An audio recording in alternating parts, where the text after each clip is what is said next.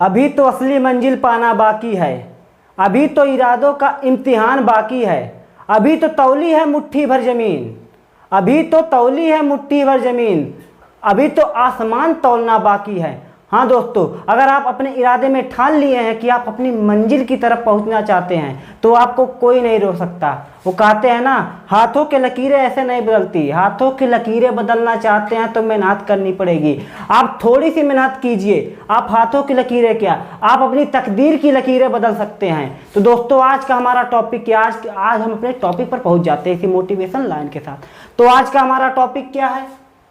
आज का हमारा टॉपिक है भैया शंकु, एकदम देहाती भाषा में। आज का हमारा टॉपिक है शंकु। शंकु में क्या होता है? शंकु में होगा भैया, शंकु को पढ़ने से पहले एक त्रिभुज के बारे में जान लेते हैं। त्रिभुज के बारे में त्रिभुज, तीन भुजा वाली आकृति त्रिभुज, तीन भुजा वाली आकृति त्रिभुज, पहली भुजा, दूसरी भुजा, तीसरी, तीन भुजा वाली भैया आकृति त्रिभुज जो तीनों तरफ से बंद हो।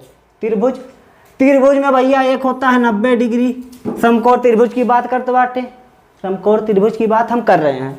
समकोण त्रिभुज में भैया होता है 90 डिग्री। 90 डिग्री के सामने कर्ण हाइपोटेनियस, इसको हिंदी में कर्ण, अंग्रेजी में हाइपोटेनियस कहते हैं। तो अंग्रेजी ना याद रहे कौनो पता नहीं भैया, लेकिन हिंदी पता होना चाहिए। 90 डिग्री के सामने कर्ण, या तो आप या भी ध्यान से सुनिएगा, त्रिभुज में सबसे बड़ा जो कोण होगा, कोई भी त्रिभुज हो, कोई भी त्रिभुज हो, त्रिभुज में भैया जो सबसे बड़ा कोण होगा, जो सबसे बड़ा एंगल होगा, अंग्रेजी में एंगल कहते हैं कोण को, जो सबसे बड़ा कोण होगा उसके सामने होगा भैया हमारा कर्ण।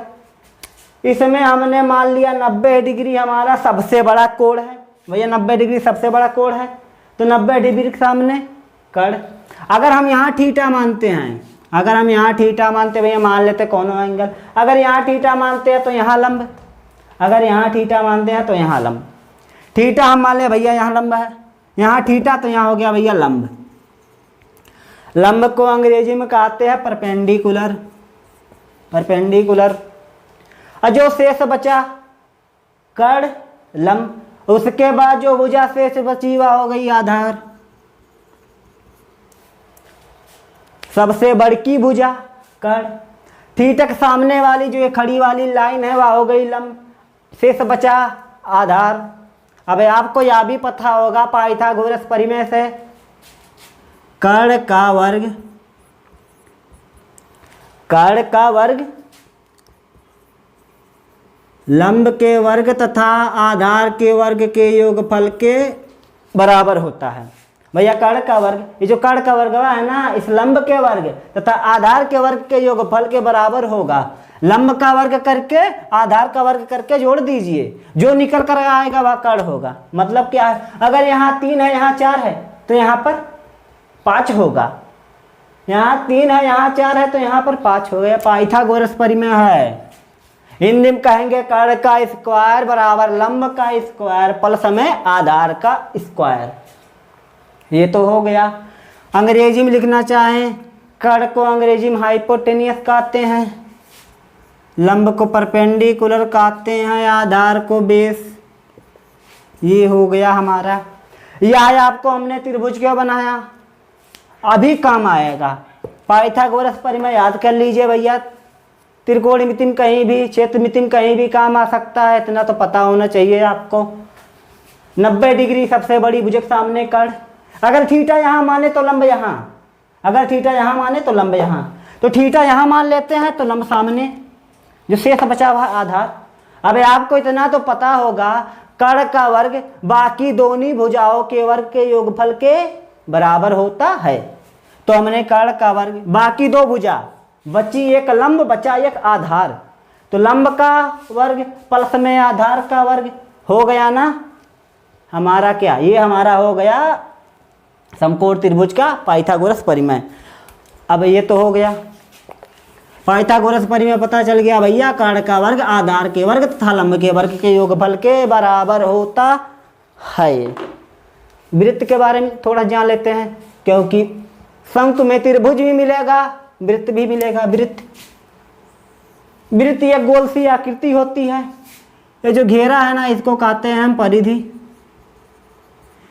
एकदम सेंटर, वृत्त के एकदम बीचे वाले, बीचों बीच वाले भाग को, एकदम बीचवा वाले भाग को कहेंगे भैया केंद्र बिंदु। केंद्र बिंदु। अब देखिए परिधि से केंद्र को मिलाने वाली रेखा त्रिज्या, बस इतना याद कर लीजिए त्रिज्या। परिधि से केंद्र बिंदु को मिलाने वाली रेखा त्रिज्या। वृत्त का क्षेत्रफल, वृत्त का क्षेत्रफल होता है, आपको इतना बता दे, वृत्त का क्षेत्रफल होता है पाई आर स्क्वायर, इतना याद कर लीजिए। वृत्त का क्षेत्रफल पाई आर स्क्वायर। त्रिभुज में आपको बताया कि कर्ण का वर्ग लंब के वर्ग तथा आधार के वर्ग के योगफल के बराबर होता है। ये हो गया। अब आते हैं शंकु।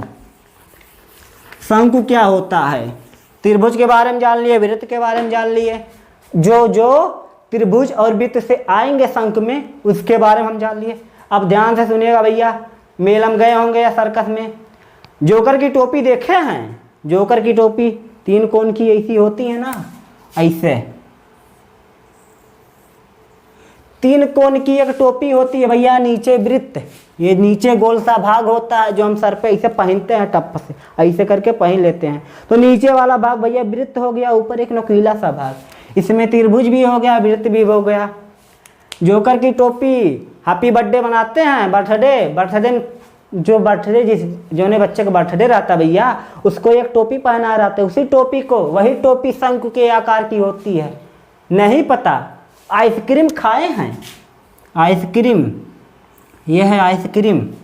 ये अभी कौन है भैया, इसके ऊपर ऐसे क्रीम लगा रहता है ना, इसके ऊपर क्रीम। अगर इस क्रीम एक चाट ले पूरा, इस क्रीम को मान लेते हम खा लिए, सिर्फ क्रीम खाएं, कौन को नहीं खाएं, सिर्फ क्रीम को खाएं तो बचेगा क्या? तो बचा हमारा भैया कौन। इसी को कहते हैं कौन, यही कौन है शंकु। कौन को हिंदी में कहते हैं शंकु। अब देखिए इसे उल्टा करके सर पर पहन लीजिए, पहना जाएगा ना। अगर इसमें मलाई भर दीजिए आइसक्रीम तो इसको खा सकते हैं। तो ये हमारा कौन हो गया भैया शंकु। अब शंकु कहाँ आया भैया, इस पर बहुत सारे क्वेश्चन आते हैं, एसएससी रेलवे, बहुत जगह मैथ तो आप पढ़ेंगे तो शंकु तो पढ़ना ही पड़ेगा। रेलवे में तो बहुत ज़्यादा क्वेश्चन इसी से आते हैं। तो आपको बता दे शंकु, शंकु सबसे पहले जान लेते हैं। शंकु का फिगर बनाए हम, ये हो गया हमारा शंकु। शंकु नीचे से वृत्त में होता, शंकु का नीचे वाला भाग वृत्त होता है। या क्या भैया, क्षेत्रमिति मेंसुरेशन का भैया 3D पार्ट है। यह हो गया हमारा मेंसुरेशन।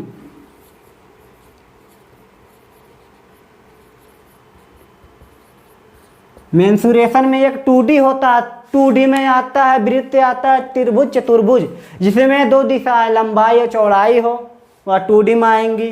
3D में क्या होगा भाई, जिसमें लंबाई चौड़ाई ऊंचाई। देखिए ये हो गई लंबाई, ये हो गई चौड़ाई, ऊंचाई बाहर की तरफ गोल सा है ना, गोल सा है तो लंबाई चौड़ाई ऊंचाई तीनों हो गई। ध्यान से देखियो भैया, ये जो हमारी तिरछी लाइन है, यहाँ से यहाँ तक की तिरछी लाइन है, इसको यल कहते हैं। तिरछी है इसीलिए इसको तिरछी ऊंचाई कहेंगे। ये हो गई हमारी तिरछी ऊंचाई, ये हो गई हमारी तिरछी ऊंचाई। अब मैथ का, गणित का किताब खोलेंगे तो कहीं कहीं लिखा रहता है तिर्यक ऊंचाई, तिर्यक ऊंचाई, इसको हम यल कह दिए। मैक्सिमम यल ही लिखा रहता है, आप कोई भी अल्फाबेट लिख सकते हैं, बस आपको पता रहना चाहिए यल है कि बी है, सी है। सी हमारा तिर्यक ऊंचाई है तो सी मान लेते हैं, हम मान लेते हैं हमारा तिर्यक ऊंचाई यल है, तिरछी ऊंचाई यल है। ये तिरछा है, पहली बात तो ये देखिए ध्यान से, एकदम तिरछा है। यहाँ से यहाँ तक कुछ ऊंचाई पर तो है, इसलिए हम कहते हैं इसको तिरछी ऊंचाई। ये हो गई हमारी। अब देखिए अगर हम अब इसका देखिए, नीचे एक वृत्त है, वृत्त है, वृत्त का केंद्र बिंदु तो होगा, बीच वाला भाग है। अब यहाँ से अगर यहाँ से एकदम नुकीले भाग से यहाँ से अगर इस रेखा को मिला दिए तो ये तिरछी ऊंचाई, ये सीधा है, ये तिरछी ऊंचाई ये ये जब सीधा है और यहाँ से कुछ ऊंचाई पर है, यहाँ से देखिए कुछ ऊंचाई पर है तो क्या हो गया भैया, यहाँ से कुछ ऊंचाई पर है तो क्या कह सकते हैं हम इसको सीधी ऊंचाई कह सकते हैं। सीधी ऊंचाई, ये हो गई हमारी सीधी ऊंचाई। इसको हमने बोल दिया, इसको हम बोल देते हैं भैया एच। है ये हमारी तिरछी ऊंचाई, है हमारी है सीधी ऊंचाई, ये हो गया। अब वृत्त में आपको अभी बस कुछ 2 ही मिनट पहले आपको बताया कि वृत्त में केंद्र से परिधि को मिलाने वाली रेखा हो गई हमारी त्रिज्या। शंकु में हमको क्या क्या मिल गया, अब इसको मिटा देते, आप तो समझ गए होंगे। तिरछी लाइन, तिरछी लाइन क्या हो गई, तिरछी ऊंचाई। ये जो सीधी लाइन है क्या हो गई हमारी, सीधी ऊंचाई। है तिरछी की लाइनियाँ हो गई तिरछी ऊंचाई, है सीधी की लाइनियाँ हो गई सीधी ऊंचाई। अब जो यहाँ से यहाँ आई है, यहाँ बिचवा से लेकर किनारा तक जो रेखा आके मिला ना, यह हो गया हमारा त्रिज्या, ये हो गया हमारा। अब ध्यान से देखियो भैया, ध्यान से देखिएगा, ध्यान से एकदम देखिएगा। ये लाइन देख रहे हैं, ये वाली लाइन सीधी ऊंचाई और त्रिज्या, ये त्रिज्या है भैया, ये सीधी ऊंचाई है, इसके बीच में 90 डिग्री। ध्यान से देखिएगा, है सीधी ऊंचाई और त्रिज्या के बीच में बना 90 डिग्री। ध्यान से देखिएगा भैया, एक त्रिभुज बन गया ना, ये तिरछी ऊंचाई, ये हो गई हमारी तिरछी ऊंचाई, ये हो गई हमारी भैया ये तिरछी ऊंचाई है, सीधी ऊंचाई है, त्रिज्या। तीनों को मेल करेंगे तो भैया एक त्रिभुज बन जाएगा। हम यहाँ पर बड़ा बना देते हैं, ये हो गई हमारी त्रिभुज। त्रिभुज में यहाँ से यहाँ तक का पार्ट भैया हो गया आर, यहाँ से यहाँ तक का पार्ट एच हो गया। अब बचा क्या, यहाँ से यहाँ तक का पार्ट हो गया यल। यल तिरछी ऊंचाई, यल टेढ़ी वाली ऊंचाई या तिर्यक ऊंचाई। जो सीधा है सीधी ऊंचाई, और यहाँ से यहाँ तक की क्या हो गए भैया हमारी त्रिज्या।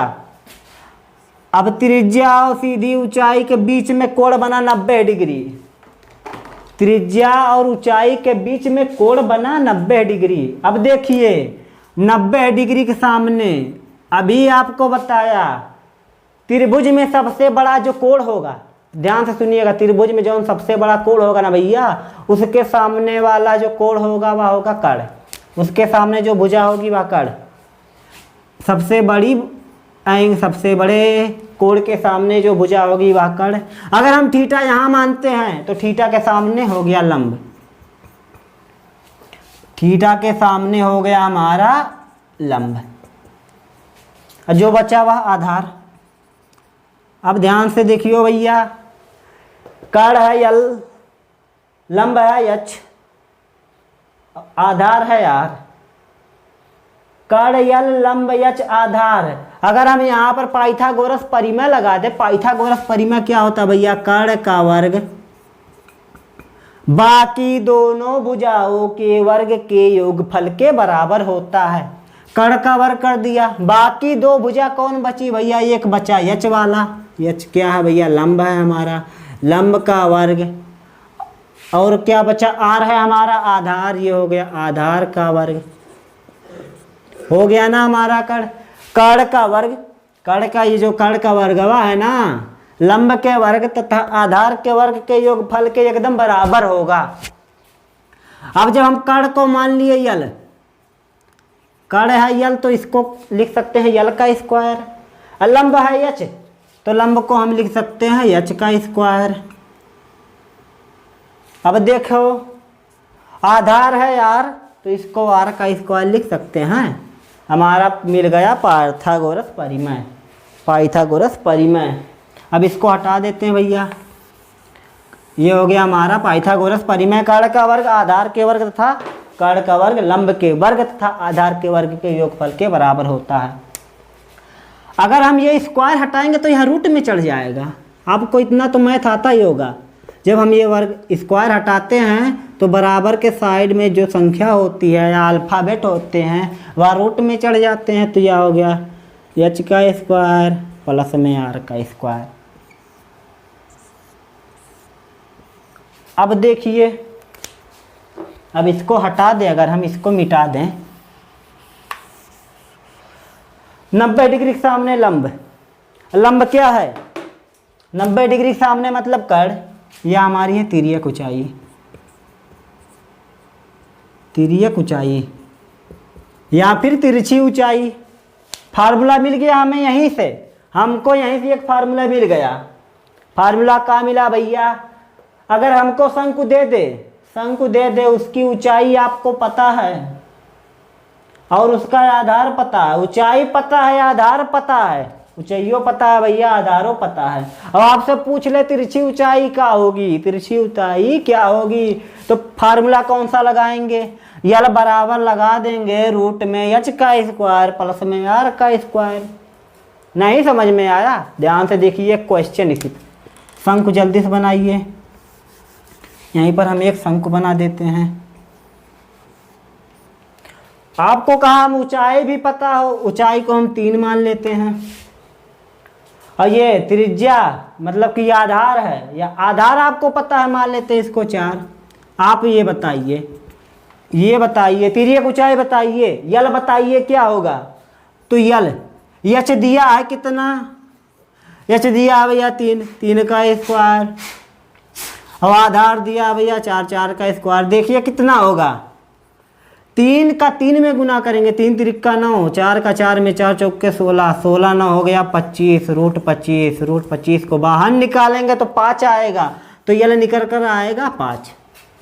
ऊंचाई दे दे, त्रिज्या दे दे, ऊंचाई दे देगा आपको और त्रिज्या दे देगा। और आपसे पूछेगा तिरछी ऊंचाई बताइए, जो तिरछी लाइन है इसकी ऊंचाई बताइए, तो यही फार्मूला लगाएंगे, यल बराबर रूट में एच का स्क्वायर प्लस में आर का स्क्वायर।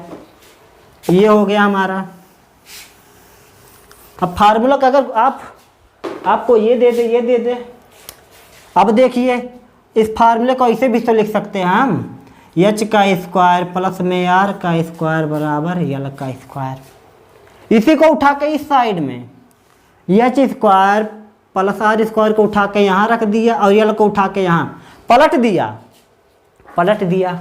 अब देखिए, अब जब एच स्क्वायर अगर आपको निकालना होगा, अगर आर स्क्वायर को इस साइड में करेंगे, या प्लस में है तो इस साइड में जाएगा, माइनस में होगा, यहाँ होगा यल स्क्वायर माइनस में आर स्क्वायर। तो एच अगर स्क्वायर हटाएंगे तो ये हमारा रूट में हो जाएगा माइनस आर का स्क्वायर। अब क्या होगा भैया, अब आपको दे दे, अगर अब आपको दे दे, क्या दे दे, अब आपको दे दे तिरछी ऊंचाई दे दे और त्रिज्या दे दे, और सीधी ऊंचाई पूछे तो फार्मूला कौन सा लगाएंगे, ये वाला। फार्मूले को पलट देंगे, इधर का उधर कर देंगे, सीधी ऊंचाई मिल जाएगी। जब तिरछी ऊंचाई नहीं पता है तो यल बराबर रूट में एच का स्क्वायर प्लस आर का स्क्वायर। सीधी ऊंचाई नहीं पता है तो भैया बराबर में अंडर रूट यल का स्क्वायर प्लस आर का स्क्वायर। ये हो गया हमारा, ये तो तिरछी ऊंचाई के लिए था। अब भैया इसका आयतन देख लेते हैं। अब यल आपको बताया हमने, यल बताया होता है हमारा रूट एच का स्क्वायर प्लस में आर का स्क्वायर। यल आपको क्यों बताया, यल आपको इसलिए बताया, अगर आपको शंकु का क्षेत्रफल पूछ लेगा ना, और क्षेत्रफल होता है इसका पाई आर यल। जब तक आपको यल नहीं पता होगा, जब तक आपको यल नहीं पता होगा तब आप क्षेत्रफल नहीं निकाल पाएंगे, इसीलिए आपको हमने बताया यल। अब ये देख लेते हैं बेलन, इसी में बेलन देख लेते हैं भैया, तब उसका आयतन आराम से निकाल लेंगे।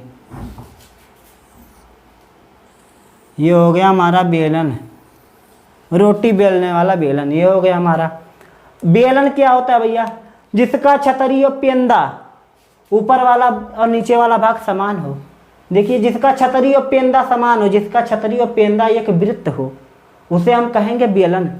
इसका छतरी भी एक वृत्त है और पेंदा भी एक वृत्त है, तो इसको हम क्या कहेंगे भैया, इसको हम कहेंगे बेलन। अब बेलन का भैया ये हो गया हमारा बेलन। अब बेलन का फार्मूला क्या होता है भैया, बेलन का आयतन क्या होता है, बेलन का आयतन सबसे पहले निकालते भैया। देखिए, अब ध्यान से देखिएगा, जिसका छतरी और पेंदा समान हो उसके लिए क्या करते हैं, ये तो हो गई ऊंचाई, ये हो गई हमारी ऊंचाई, यहाँ से यहाँ तक ऊंचाई। अब इसके आयतन के लिए क्या करेंगे, बेलन के आयतन के लिए क्या करेंगे भैया, इसका छतरी और पेंदा समान हो, उसके आयतन के लिए आधार का क्षेत्रफल, आधार का क्षेत्रफल, और क्या करेंगे, गुने में ऊंचाई, ऊंचाई। ये हो गया आयतन। जिसका छतरी और पेंदा, जिसका छतरी, इसका छतरी भी वृत्त है, पेंदा भी वृत्त है, जिसका छतरी और पेंदा समान हो उसके आयतन के लिए आधार का क्षेत्रफल गुने ऊंचाई। अब देखिए, अब इसका यह हमारा है बेलन, तो बेलन का आयतन हमारा हो जाएगा, आधार क्या है, आधार एक वृत्त है। अब वृत्त का क्षेत्रफल क्या होता है, आधार का क्षेत्रफल, आधार एक वृत्त है, अब वृत्त का क्षेत्रफल होता है हमारा पाई आर स्क्वायर। आधार का क्षेत्रफल होता है पाई आर स्क्वायर, लिख दिया। अगुने में ऊंचाई, ऊंचाई है एच, लिख दिया। क्या आ गया भैया, पाई आर स्क्वायर एच। बेलन का आयतन,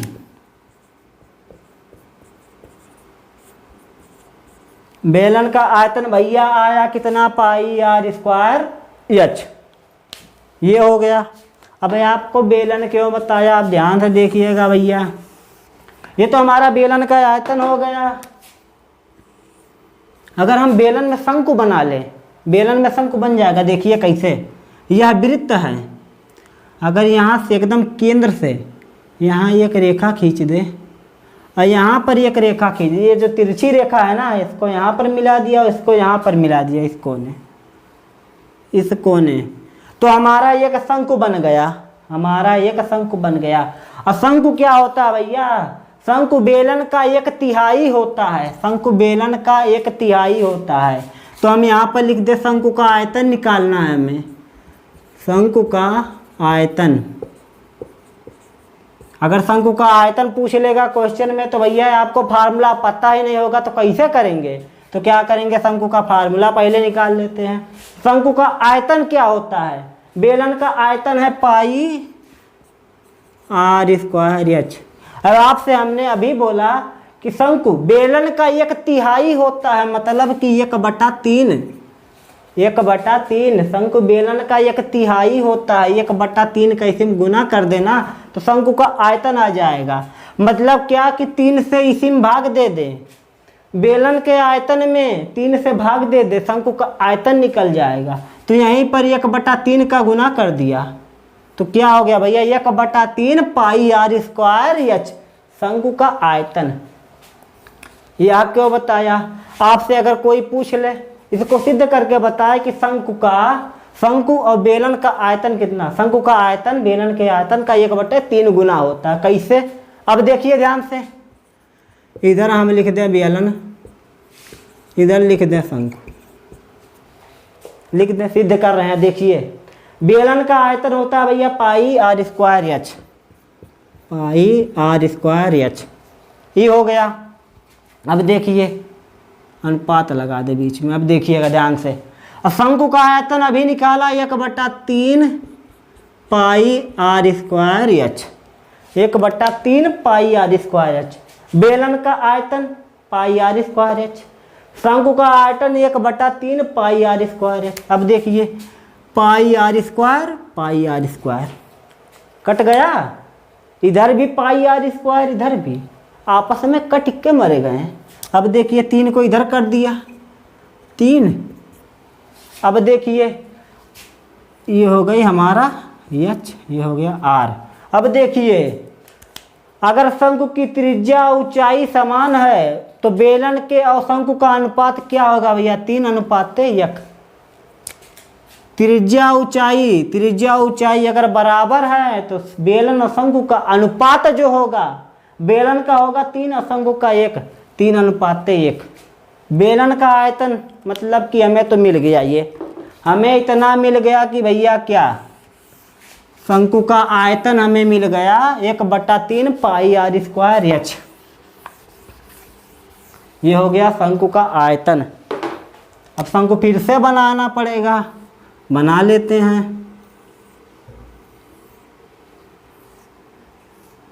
एच आर यल, ये हो गया हमारा शंकु। अब देखिएगा शंकु का आयतन मिल गया हमें 1/3 पाई आर स्क्वायर एच।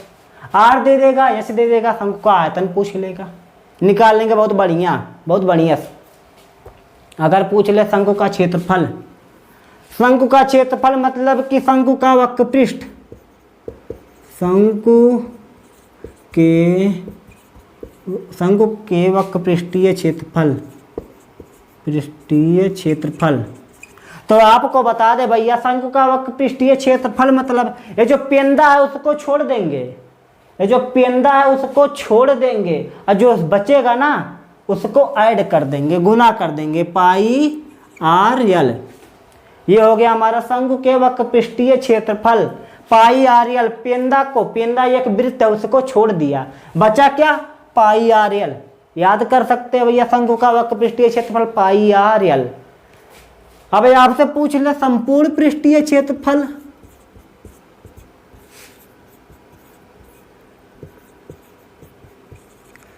संपूर्ण पृष्ठीय क्षेत्रफल, संपूर्ण पृष्ठीय क्षेत्रफल क्या होगा भैया, वक्र पृष्ठीय क्षेत्रफल मतलब पेंदा को छोड़ दिया। ये हो गया हमारा वक्र पृष्ठीय क्षेत्रफल। अगर वक्र पृष्ठीय क्षेत्रफल में पेंदा को भी जोड़ दें, पेंदा एक वृत्त है उसको भी जोड़ देना, तो हमारा आ जाएगा संपूर्ण पृष्ठीय क्षेत्रफल। अब देखिए इसको इसे भी लिख सकते हैं, पृष्ठीय क्षेत्रफल को पाई आर यल का क्या हो जाएगा भैया, रूट में एच स्क्वायर प्लस में आर स्क्वायर। ये हो जाएगा हमारा रूट में H square plus R square. कैसे हो गया, अभी आपको कुछ देर पहले बताया था कि कर्ण का वर्ग उसके आधार के वर्ग तथा लंब के वर्ग के योगफल के बराबर होता है। वर्ग हटाएंगे तो ये बायां वाला साइड रूट में हो जाएगा। हो गया, तो क्या किया भैया, यल की जगह हम यह लिख सकते हैं, काहे नहीं लिख सकते, तो लिख दिया।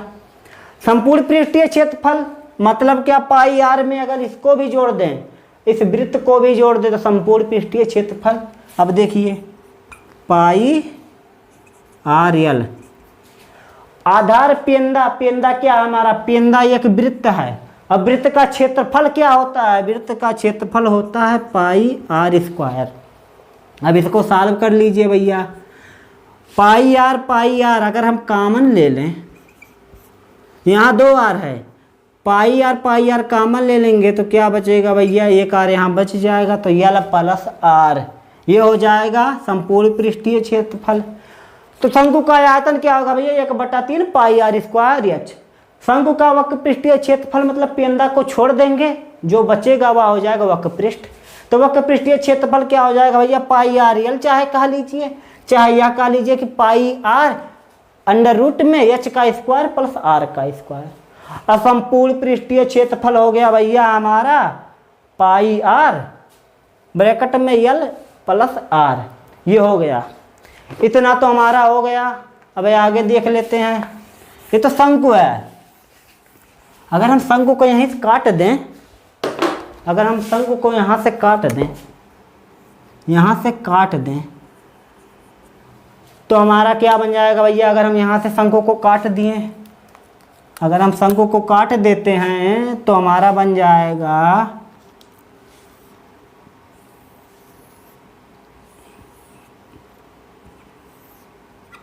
अब देखिए ये हो गया एच, ये हो गया आर, ये हो गया यल। शंकु को यहाँ से काट दिया भैया, यह हो गया चिन्हब, यह हो गया हमारा चिन्हब हो गया, इसको चिन्हब कहते हैं। शंकु को यहाँ से काट के अलग कर दिया। अब देखिए यहाँ से काट दिया तो हमारा इतना बचा, इसको यहाँ पर लिख दिए, इसको हम यहाँ पर लिख दिए। अब इसको बड़ा बना देते हैं। जब शंकु को काटेंगे तो भैया इसका बड़ा बना देते हैं फिगर। अब देखिए ये गया और ये गया, यहाँ पर एक नीचे वाला वृत्त बना, एक ऊपर वाला वृत्त बना। यहाँ से यहाँ ऊंचाई एच, ये हो गया यल। अब देखिए यहाँ पर एक बड़ा वृत्त है, यहाँ पर एक छोटा वृत्त है। बड़े वृत्त की त्रिज्या बड़ी होगी, छोटे वृत्त की छोटी होगी। तो इसको अगर कैपिटल आर लिख दें, बड़े वृत्त को, छोटे वृत्त को स्मॉल आर तो लिखना ही पड़ेगा। तो इसको स्मॉल आर लिख दिए। अब आपसे पूछेगा भैया चिन्ह का आयतन बताइए, चिन्ह का आयतन बताइए। तब क्या करेंगे भैया, तो वृत्त का मतलब कि शंकु का आयतन क्या होता है भैया, 1/3 पाई आर स्क्वायर एच। शंकु का आयतन होता है भैया, आयतन होता है 1/3 पाई आर स्क्वायर एच। तब इसका भैया छिन्नव का आयतन क्या हो जाएगा, छिन्नव का आयतन क्या हो जाएगा भैया, यहाँ पर एक आर था, अब यहाँ पर 2 आर हैं। तब क्या होगा भैया, इसका छिन्नव का आयतन, तो छिन्नव का आयतन हो जाएगा हमारा 1/3 पाई, सेम टू सेम यही रहेगा, बस आर की जगह यहाँ पर हो जाएगा कैपिटल आर का स्क्वायर प्लस में स्मॉल आर का स्क्वायर, फिर capital R small are into H. ये हो गया हमारा छिन्नव का आयतन। छिन्नव का आयतन आपसे अगर कोई पूछ ले छिन्नव का आयतन बताइए, 2 त्रिज्या दी होगी, एक ऊंचाई दिया होगा, या फार्मूले सेम टू सेम सबको रख देंगे, आपका आंसर आ जाएगा। इसका क्षेत्रफल पूछ ले तो क्या होगा भैया, क्षेत्रफल, क्षेत्रफल क्या होगा, क्षेत्रफल हमारा होगा भैया, शंकु का क्षेत्रफल होता था पाई आर एल, तो इसका क्षेत्रफल हो जाएगा भैया, एक आर था शंकु में, अब छिन्नव में 2 आर हो गए, एक कैपिटल आर एक स्मॉल आर, तो इसका था पाई आर एल, तो इसका हो जाएगा भैया pi r plus small are into L. ये हो गया हमारा छिन्नव का क्षेत्रफल हो गया पाई ब्रैकेट में capital are plus small are into L. ये तो हो गया क्षेत्रफल। अब आपसे ये हो गया वक्र पृष्ठ का क्षेत्रफल, वृत्त को छोड़ दिया हमने, इसको हमने छोड़ दिया, वक्र पृष्ठ का क्षेत्रफल। अब आपसे पूछ ले भैया संपूर्ण पृष्ठ का क्षेत्रफल, संपूर्ण पृष्ठीय क्षेत्रफल क्या होगा भैया, सेम टू सेम पृष्ठीय क्षेत्रफल में क्षत्रिय पेंदा को छोड़ दिया था। अब क्या करेंगे भैया, अगर पृष्ठीय क्षेत्रफल में क्षत्रिय पेंदा को जोड़ दे तो संपूर्ण पूरा छिन्नव का आ जाएगा हमारा क्षेत्रफल। तो क्या करेंगे भाई, अगर हम इसमें पहले देखें पृष्ठीय क्षेत्रफल क्या था, R plus R into L, ये था। अब देखिए प्लस में इसका क्षेत्रफल, आधार का क्षेत्रफल क्या होगा भैया, आधार एक वृत्त है, वृत्त का क्षेत्रफल होता है पाई, अब यहाँ पर कैपिटल आर है तो जो कैपिटल आर का स्क्वायर, ये हो गया। अब ऊपर वाला भी एक वृत्त है, वृत्त का क्षेत्रफल पाई आर स्क्वायर, लेकिन यहाँ पर स्मॉल आर होगा, तो ये हो गया पाई स्मॉल आर स्क्वायर। अब देखिए ध्यान से, यहाँ पर कुछ कॉमन मिल रहा है, यहाँ भी पाई, यहाँ भी पाई, यहाँ भी पाई। अगर हम पाई को कॉमन ले लें, इसको ले लिया कॉमन, तो क्या बचेगा भैया, अगर हमने इसको कॉमन ले लिया तो बचा क्या, R plus small are into L plus R का स्क्वायर का पाई कॉमन ले लिया, यहाँ पर भी पाई कॉमन ले लिया स्मॉल आर स्क्वायर। तो क्या हो गया भैया, छिन्नव का आयतन हो गया 1/3 कैपिटल आर का स्क्वायर प्लस में स्मॉल आर का square plus capital R small are into H. अब इसका पृष्ठीय क्षेत्रफल क्या होगा, पृष्ठीय क्षेत्रफल होगा भैया pi capital are plus small are into L. क्यों, क्योंकि यहाँ पर 2 त्रिज्या, एक बड़ी त्रिज्या एक छोटी, तो इसको भी लेना पड़ेगा। संपूर्ण पृष्ठ का क्षेत्रफल भैया वक्र पृष्ठ में अगर क्षत्रिय पेंदा को जोड़ दिए तो हो गया हमारा संपूर्ण पृष्ठ। अब देखिए वक्र पृष्ठ ये हो गया हमारा, वक्र पृष्ठ हमारा हो गया ये। अब वक्र पृष्ठ में इसका क्षेत्रफल, क्षत्रिय का क्षेत्रफल और पेंदा का क्षेत्रफल जोड़ दिया, हमारा निकल कर आया क्या, पाई ब्रैकेट में R plus L into L, R plus R into L plus में आर स्क्वायर प्लस में स्मॉल आर का स्क्वायर, ये हो गया। अब आपको एक और फार्मूला है बस छोटा सा, अगर आपसे पूछ ले कि छिन्नव की तिरछी ऊंचाई बताइए, तिरछी ऊंचाई क्या थी भैया, पिछले में तिरछी ऊंचाई हमारी आई थी एच स्क्वायर प्लस में आर का स्क्वायर, ये था। त्रिज्या 1 थी तो हमने त्रिज्या 1 के लिया था, अब यहाँ पर 2 त्रिज्या है तो छिन्नब का भैया, छिन्नब का तिरछी ऊंचाई क्या हो जाएगी, छिन्नब की तिरछी ऊंचाई हो जाएगी l equal to h square plus में कैपिटल आर माइनस आर का स्क्वायर। ये हो गया हमारा सारा फार्मूला, छिन्नब का फार्मूला हो गया और हमारा छिन्नब का फार्मूला हो गया और हमारा भैया हो गया H square plus R minus are का स्क्वायर। ये हो गया हमारा। अब देखिए सब फार्मूले मिल गए हैं। अब इस पर क्वेश्चन कैसे आते हैं, क्वेश्चन कराइए। क्वेश्चन कैसे आते हैं भैया, क्वेश्चन आपको बता देते हैं।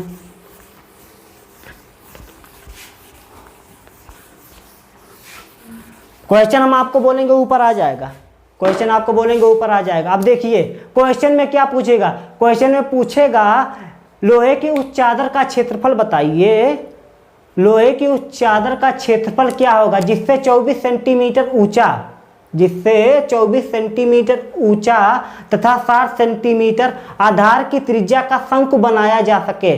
तो उसका दिया भैया ऊंचाई दिया है 24 सेंटीमीटर, 24 सेंटीमीटर। क्वेश्चन ऊपर आ गया होगा। ऊंचाई दिया भैया 24 सेंटीमीटर और उसकी त्रिज्या दी गई है भैया, त्रिज्या मतलब स्मॉल आर दिया गया है 7 सेंटीमीटर। और आपसे पूछा क्या, आपसे पूछा है कि उस लोहे की चादर का क्षेत्रफल क्या होगा, उस लोहे की चादर का क्षेत्रफल, शंकु का क्षेत्रफल क्या होता है भैया, पाई आर यल। जब क्षेत्रफल पूछे तो समझ जाइए कि वक्र पृष्ठ का क्षेत्रफल, अगर संपूर्ण पृष्ठ का क्षेत्रफल लगा दे तो भैया अगले वाला फार्मूला। तो अभी वक्र पृष्ठ का क्षेत्रफल पूछा है तो फार्मूला लगेगा पाई आर यल। ये हो गया। अब देखिए भैया अगर हम शंकु यहाँ पर बना दें, शंकु ऐसे होगा। हम जब इसको यच मानते थे तो यच हमारा दिया है 24 सेंटीमीटर और आर दिया है हमारा 7 सेंटीमीटर। 90 डिग्री के सामने कड़ मान लेते हैं इसको यल। यल आपको भैया नहीं पता, आपको पढ़ाते समय बताया था कि यल आपको जब तक नहीं पता होगा तब तक क्षेत्रफल कैसे निकालेंगे। अब यल निकालिए, यल क्या होगा भैया, 90 डिग्री सामने कड़, कड़ का वर्ग मतलब कि कड़ का वर्ग होता है हमारा, कड़ का वर्ग होता है हमारा आधार का वर्ग तथा आधार का वर्ग तथा लंब के वर्ग के योगफल के बराबर होता है।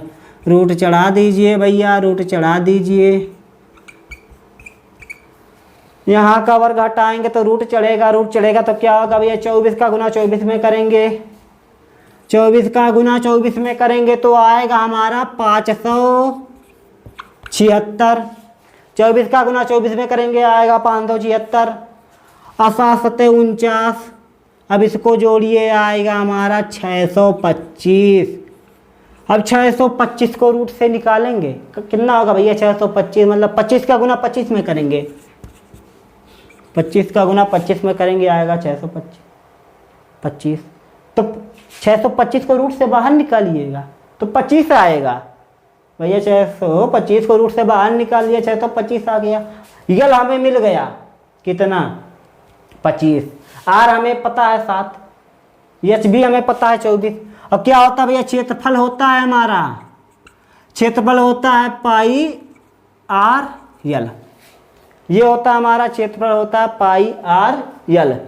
अब देखिए निकालिए क्षेत्रफल भैया। पाई का मान कितना होता है क्षेत्रमिति में, आपको एक बार फिर से बता दें, क्षेत्रमिति में पाई का मान 22/7 होता है।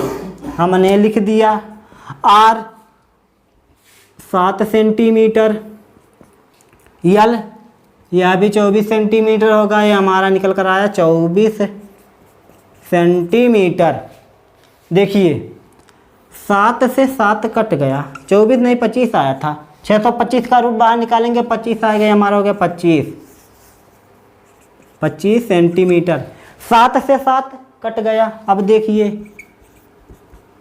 22 सेंटीमीटर का गुना 25 में कर दीजिए, क्या होगा भैया, 25 दूना 50 का 0 हासिल लगाइए, 25 दूनी 50 5 55।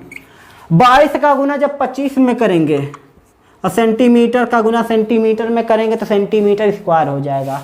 क्षेत्रफल हमेशा सेंटीमीटर स्क्वायर में वर्ग स्क्वायर में आता है। तो ये हो गया हमारा 22 का गुना जब 25 में किया तो हमारा आ गया 550। क्या किया भैया, ज़्यादा कुछ नहीं किया, क्षेत्रफल पूछा, ये दे दिया है आपको, आर दे दिया, क्षेत्रफल पूछा है पाई आर यल। आपको यल नहीं पता, जब तक आपको यल नहीं पता तब तक कैसे आप क्षेत्रफल निकालेंगे। सबसे पहले यल निकालना पड़ेगा। यल पाइथागोरस परिमेय समकोण त्रिभुज 24 का स्क्वायर प्लस 7 का स्क्वायर। देखिए 24 का स्क्वायर 576, 7 49, 625, 625 का रूट से निकाला 25, यल हमें मिल गया 25। अब देखिए फार्मूले को यहाँ लिख दिया पाई आर यल। पाई का मान क्षेत्रवृत्ति 22/7, आर हो गया 7, यल हो गया 25, 7 से 7 कट गया, 22 का गुना 25 में किया आ गया 550 सेंटीमीटर। अब देखिए एक क्वेश्चन और, लास्ट क्वेश्चन भैया, लास्ट क्वेश्चन। अब इस क्वेश्चन में भैया क्या कर होगा, इस क्वेश्चन या भी क्वेश्चन ऊपर आ जाएगा। इस क्वेश्चन में पूछा भाई एक लंबवृत्तीय शंकु के आधार का क्षेत्रफल, एक लंबवृत्तीय शंकु के आधार का क्षेत्रफल दिया, आधार हमारा वृत्त है, क्षेत्रफल दिया है हमारा भैया 154 सेंटीमीटर। लंबवृत्तीय आधार का क्षेत्रफल दिया है, ऊपर आ गया हो क्वेश्चन। एक लंबवृत्तीय शंकु के आधार का क्षेत्रफल दिया है 154 सेंटीमीटर। इसकी ऊंचाई दी है, इसकी ऊंचाई दी है भैया 14 सेंटीमीटर। इसकी ऊंचाई दी है 14 सेंटीमीटर। और आपसे पूछा है कि वक्र पृष्ठ का क्षेत्रफल बताइए। वक्र पृष्ठ का क्षेत्रफल, शंकु के वक्र पृष्ठ का क्षेत्रफल बताइए। क्षेत्रफल दिया है, वक्र पृष्ठ का क्षेत्रफल पूछ रहा है। आपको क्या क्या नहीं पता भैया, वक्र पृष्ठ का क्षेत्रफल क्या होता है, पाई आर यल। आपको अब दोनों निकालना है, पिछले में सिर्फ यल निकालना था।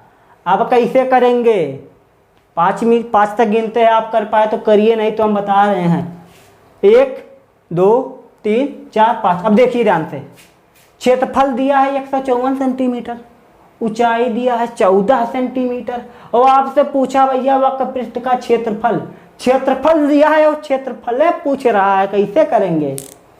क्षेत्रफल हमारा होता है पाई आर स्क्वायर, वृत्त का क्षेत्रफल पाई आर स्क्वायर। देखिएगा कॉन्सेप्ट को समझिएगा कैसे करेंगे। क्षेत्रफल पाई आर स्क्वायर, और यह दिया है हमारा 154। अब आपको बताया क्षेत्रमिति में पाई का मान होता है 22/7। अगर हम यहाँ शंकु पहले बना दें, शंकु ये आपको पता है 14, ना ये पता है ना ये पता है, ये पता चल जाए। अगर ये भी पता चल जाए तो आपको यल पता चल जाएगा। जब यही नहीं पता, जब आपको आर ही नहीं पता तो यल कैसे पता होगा। तो सबसे पहले आर निकालते हैं, हमें ना ही आर पता ना ही यल पता, तो पाई आर यल कैसे निकलेगा। जब आर नहीं पता यल नहीं पता तो पाई आर यल नहीं निकल पाएगा। तो क्या करेंगे भैया, pi r square equal to दिया है 154 क्षेत्रफल। अब देखिए आर का स्क्वायर बराबर 154, अब 22 सत्ता होता है भैया 154, 22 का 7 बार गुना कीजिए 154 निकल कर आएगा। हम ज़्यादा नहीं करेंगे गुना, तो 22 का गुना 7 में करेंगे 154 आएगा। तो 22 7 154, ये कट गया। अब 7 का गुना इधर करेंगे तो क्या हो जाएगा भैया 49, और जब ये स्क्वायर हटाएंगे तो रूट में हो जाएगा भैया 49, आर आ जाएगा हमारा 7। जो हमारा 7 आ गया तो यहाँ पर 7 लिख सकते हैं आर की जगह, बिल्कुल लिख सकते हैं, लिख दिया। ये तो हमारा हो गया। अब हमें मिल गया आर, अब आर कैसे निकालेंगे भैया। आर निकालने के लिए क्या करेंगे, यल नहीं पता, तिरछी ऊंचाई पहले निकालिए। तिरछी ऊंचाई क्या करेंगे, तिरछी ऊंचाई होती है हमारी एच का स्क्वायर प्लस में आर का स्क्वायर। यल हमारा होता है, यल हमारा दिया है भैया 14 का स्क्वायर प्लस में आर दिया है 7 का स्क्वायर। अब देखिए 14 गुना 14 में करेंगे 196, 7 का गुना 7 में 49 में आ जाएगा 245, रूट 245। और बढ़िया सॉल्व करना चाहे इसको बाहर निकाल लेंगे तो 7√5 आ जाएगा। यल हमको मिल गया भैया 7√5, आर आपको मिला 7, यल आपको मिला 7√5, ये आपको मिल गया। अब आपसे पूछा क्या है, पाई आर यल वक्र पृष्ठ का क्षेत्रफल, पाई आर यल। आपको आर मिल गया, यल मिल गया, पाई का मान पता ही है 22/7। तो क्या कीजिए, आर और यल को इसकी जगह पर पुट कर दीजिए, आपका आंसर आ जाएगा। तो हो गया हमारा शंकु का वक्र पृष्ठीय क्षेत्रफल होता है हमारा पाई आर यल, ये हो गया। आर हम पाई का मान होता है 22/7 गुने में आर हमको पता है 7, यल हमको पता है 7√5, 7√5, पाई का मान 22/7, आर मिला है हमको 7 यहाँ से, आर हमको मिला है यहाँ से, 7 हमको मिला है यहीं से, मिल गया ये। अब देखिए 7 से 7 गया, 7 से 7 गया, बचा क्या, 22 गुने 7√5। अब 22 सत्ते कितना होता है भैया, 22 सत्ता 7 दूना 14 154, तो 22 सत्ता होता है भैया 154√5 सेंटीमीटर स्क्वायर। ये हो गया है आपका आंसर, क्षेत्रफल हमेशा सेंटीमीटर स्क्वायर वर्ग स्क्वायर में आता है। ये हो गया आपका क्वेश्चन भैया, 154√5 वर्ग सेंटीमीटर स्क्वायर आपका आंसर आ गया। तो आज का टॉपिक यहीं पर आने देता, आज का हमारा टॉपिक ख़त्म होता है। आपको हमें उम्मीद है कि आप शंकु से जितने भी क्वेश्चन आएंगे आप बहुत आसानी से उनको सॉल्व कर सकते हैं। तो आपको एक बात और बता दें भैया, आपको अगर वीडियो अच्छी लगी हो तो लाइक कीजिए, शेयर कीजिए, कमेंट कीजिए, और हाँ, अगर चैनल पर नए आए तो सब्सक्राइब करना ना भूलें।